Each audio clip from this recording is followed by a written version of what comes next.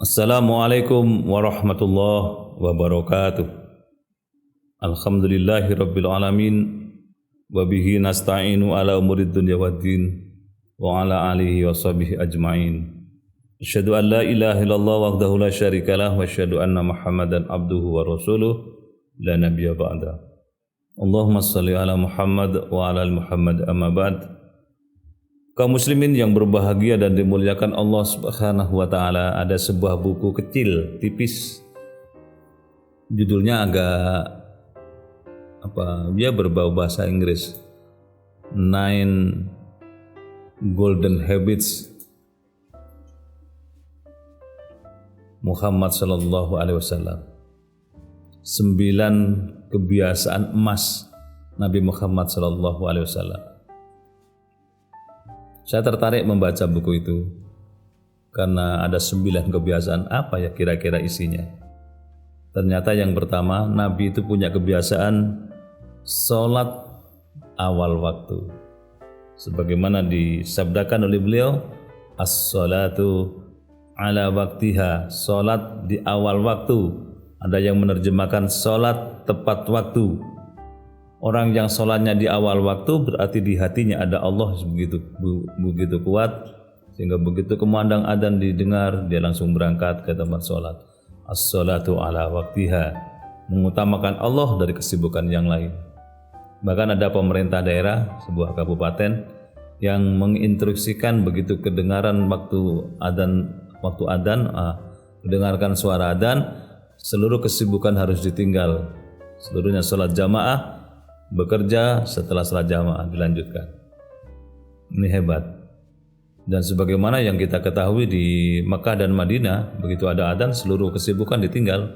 Toko-toko ditutup, bandara seluruhnya lari ke tempat sholat, karyawannya.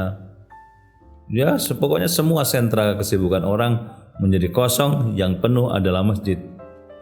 Di tepi-tepi jalan yang PK5 itu hanya ditutup kain biasa saja. Kemudian orangnya berangkat saja, gak takut hilang barangnya. Andai kan itu bisa diterapkan di negara kita, begitu sholat, jualan-jualan di tepi jalan ditutup kain, orangnya sholat semuanya berjamaah, kembali ke tempatnya dalam kondisi aman, betapa indahnya hidup ini.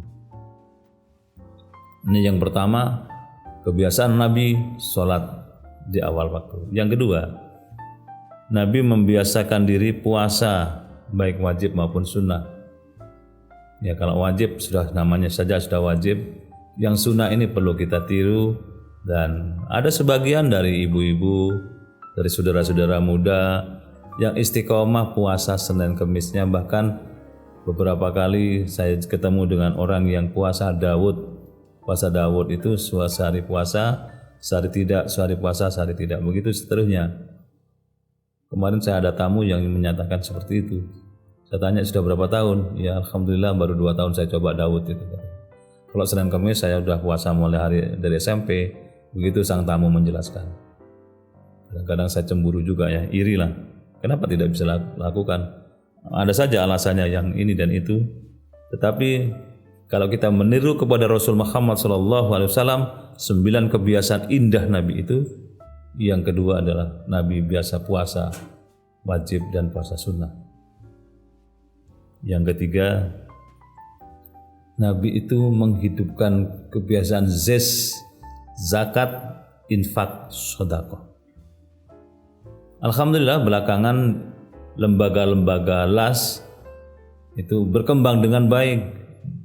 Di negara kita ini ada yang namanya Basnas, ada Lazisnu, ada Lazismu, yang lain-lain terus mengikuti. Banyak sekali lembaga-lembaga las yang itu menggerakkan umat masyarakat untuk mengeluarkan hartanya, zakatnya dari harta, zakatnya dari penghasilan, zakatnya dari apa saja. Bisa zakat fitrah, ada zakat mal, ada zakat profesi, macam-macam seluruhnya ada di situ. Kebiasaan inilah yang kemudian menggugah bahwa potensi zakat di kabupaten seperti Lumajang misalnya, itu masih tinggal 24 miliar yang belum tergarap. Sementara yang sudah dilakukan seperti BAS itu mencapai 5 miliar, kemudian lazismu itu 1,5 miliar. Begitu yang lain, ya yang tergarap masih sedikit dibandingkan dengan yang belum digarap. Bahkan secara nasional itu belasan triliun potensi zakat umat yang belum digarap, yang digarap baru hitungan ya 3 atau 4 triliun. Tapi lumayan, kesadaran untuk berzakat sekarang sudah mulai tumbuh, dan itu dimulai dari zaman Nabi Muhammad SAW. Nabi mengingatkan kepada kita tentang pentingnya menghidupkan zakat, infak, dan sedekah. Orang yang melakukan infak dan sedekah misalnya, itu tidak akan pernah ada cerita kemudian dia bangkrut ekonominya. Justru sebaliknya, Allah akan berikan balasan yang jauh lebih hebat lagi dari apa yang dilakukannya. Ini banyak contoh. Ya, saya sering cerita sahabat saya yang sekarang punya bis 120 bis itu. Itu beliau sangat suka mengeluarkan sedekahnya di rumahnya ketika masih muda. Menolong orang, menolong tetangga, orang yang membutuhkan, disantuninya. Kemudian dia telaya ekonominya, jatuh ekonominya, bekerja di luar Jawa, dan sekarang sudah merasakan bagaimana balasan Allah terhadap kebiasaan mengeluarkan sedekahnya itu. Kata dia, Allah benar-benar mengganti apa yang pernah saya lakukan dulu ketika masih muda. Dan sekarang menjadi orang sukses di rantau dan sudah tidak ingin lagi kembali ke daerahnya karena dia merasakan rezeki Allah begitu deras. Dia terima. Kemudian yang keempat, Nabi punya kebiasaan tadarus Quran, tadabbur Quran, merenungi Quran, membaca Quran. Ini budaya zaman Nabi, sahabat-sahabat beliau juga punya kebiasaan seperti itu. Mari kita biasakan pada diri kita masing-masing sekarang ini. Di tengah hiruk pikuk kehidupan yang tidak pernah kunjung selesai, solusi paling jitu untuk menenangkan batin kita yang sering goyah itu adalah Quran. Ambil Quran, baca Quran. Berapa banyak kita baca, itulah kemampuan kita. Kalau kita mampunya sedikit, ya berarti kita cintanya kepada Quran baru sebatas yang kita baca. Kalau yang kita baca banyak, berarti kita sudah mulai ada kerinduan kepada Al-Quran itu. Dan kalau kita membaca Quran kok salah-salah, ingat bahwa apa yang kita baca, ayat yang kita baca itu ingin diulang-ulang, ingin dipanggil-panggil ayat itu. Quran rindu kepada kita, sehingga kadang kita baca belepotan, terus saja nggak apa-apa. Quran itu kepingin diulang-ulang, dia ingin mesra dengan kita. Itu bacaan Al-Quran sebenarnya seperti itu. Ada orang yang kalau baca Quran belepotan langsung pegel kemudian mengakhiri. Jangan, teruskan saja, diulang-ulang saja. Ini katanya orang-orang yang hafid, yang hafal Al-Quran itu kalau menghafalkan susah, itu justru dia mencintai ayat yang paling susah itu. Diulang-ulang, diulang-ulang. Quran itu senang diulang-ulang. Ya, nanti akan datang kepada kita membawa syafaat di hadapan Allah. Orang yang suka membaca nanti dibela oleh Al-Quran. Ya Allah, tolong orang ini dulu sering baca saya, kata Quran. Tolonglah dia ya Allah, selamatkan dia. Yang datang memberikan syafaat adalah Al-Quran. Betapa kita merindukan itu. Sebab di akhirat besok yang akan datang kepada kita itu, pertama Nabi Muhammad SAW sebagai Rasul yang terakhir yang akan memberikan keselamatan di hadapan Allah, syafaat di hadapan Allah kepada umatnya. Itu umatku, kata Rasul kepada Nabi-Nabi yang lain, itu umatku itu yang wajah, tangan dan kakinya memantulkan cahaya. Itu bekas air wudunya dulu ketika masih hidup di dunia. Rasul tinggal memanggil saja, fulan ikut barisan bersama bendera ahli salat berjalan menuju surga. Begitu ahli zakat berjalan, pokoknya seluruhnya sampai Abu Bakar tanya kepada Rasulullah, ya Rasulullah, apa bisa saya masuk dari 8 pintu surga itu? Kalau kamu bisa Abu Bakar, kata Rasul. Karena Abu Bakar itu senantiasa unggul dalam kehidupannya dibandingkan sahabat-sahabat yang lain. Sampai Umar cemburu, kok Abu Bakar saja yang disebut-sebut oleh Rasul? Ditanya siapa yang tadi malam sholat lail, Abu Bakar ngacung tinggi-tinggi, saya Rasul. Siapa yang tadi malam baca Quran? Saya Rasul, Abu Bakar. Siapa yang senantiasa istiqomah sholat jamaah? Saya Rasul. Siapa yang senang bersedekah? Saya Rasul. Itu terus mendahului yang lain. Kata Umar, kalah terus saya. Suatu ketika Umar diam-diam datang ke rumah Rasulullah Muhammad SAW. Umar kemudian menyatakan, ya Rasulullah, hari ini saya ingin sedekahkan harta saya untuk jalan Allah. Berapa Umar jumlahnya? Separuh dari kekayaan saya berikan untuk Allah lewat engkau ya Rasulullah. Batinnya, hari ini Abu Bakar kalah dengan saya. Pertemuan berikutnya Rasul tanya kepada jamaah itu, siapa di antara kalian yang akan memberikan hartanya di jalan Allah? Abu Bakar mengacung tinggi, saya Rasulullah. Berapa Abu Bakar?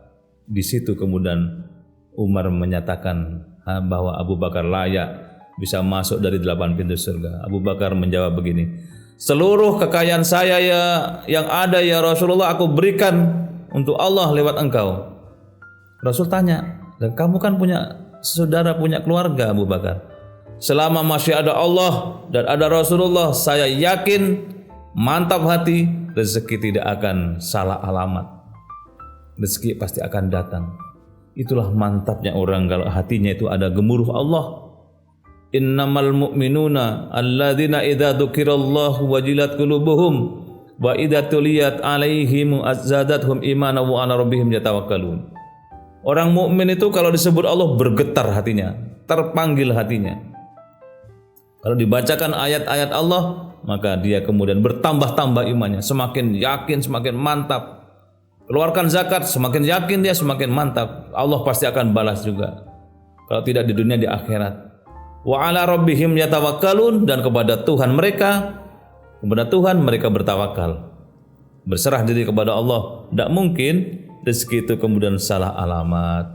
Tidak mungkin orang yang bergerak di jalan Allah kemudian dia bangkrut. Tidak mungkin.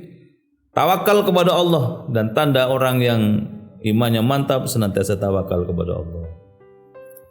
Yang kelima, 9 kebiasaan Nabi itu adalah tentang azab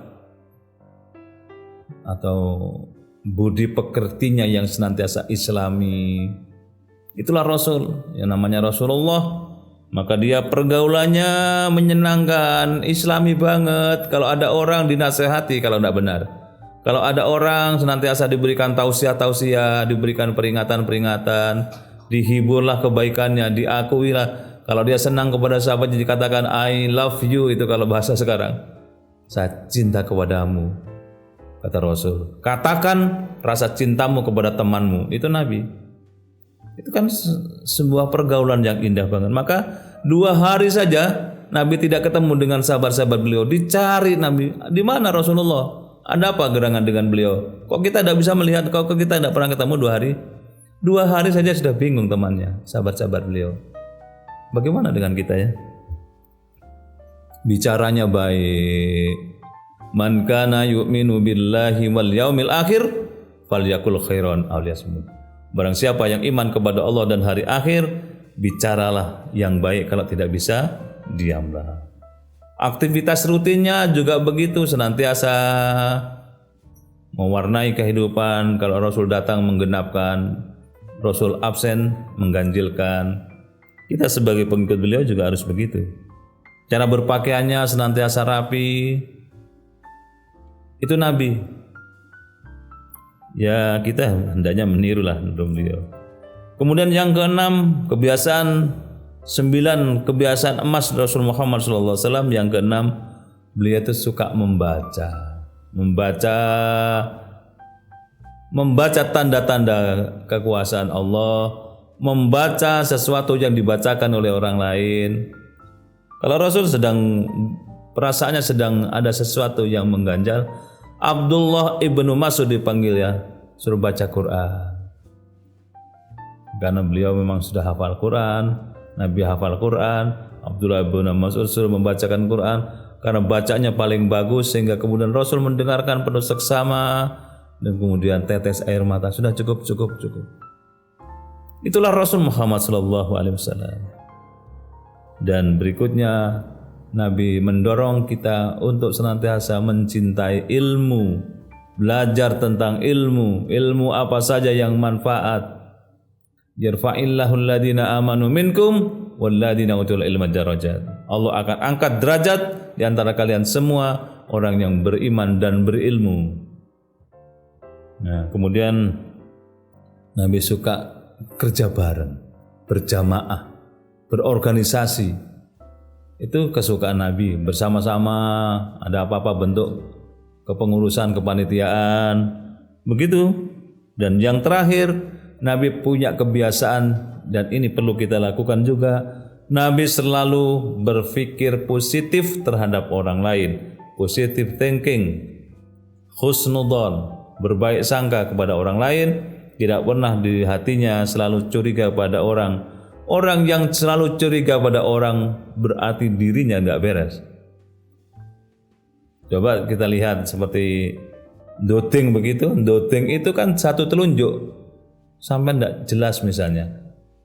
Satu jari mengarah kepada orang yang kita tunjuk, sementara 4 jari mengarah kepada diri sendiri.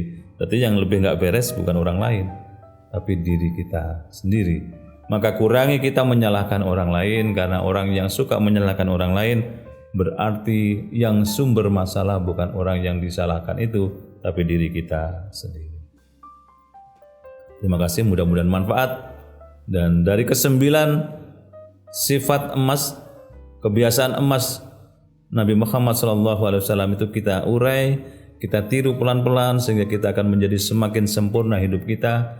Dan kita besok dipertemukan oleh Allah di surga bersama dengan Rasul Muhammad SAW.